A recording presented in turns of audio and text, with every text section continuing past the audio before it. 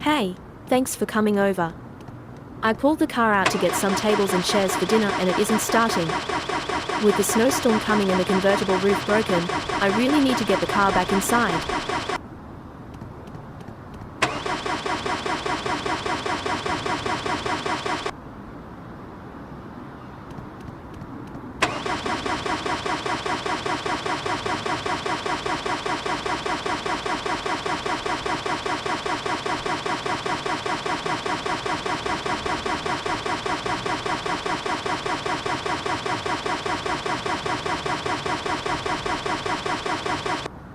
It's funny to think I was more worried about stopping than starting. I had a rotted brake line give out in the end of the season and was surprised I was able to stop the car backing out.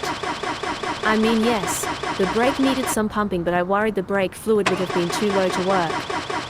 The Lincoln started up no problem, but then the half hour it sat in the cold was enough to be an issue.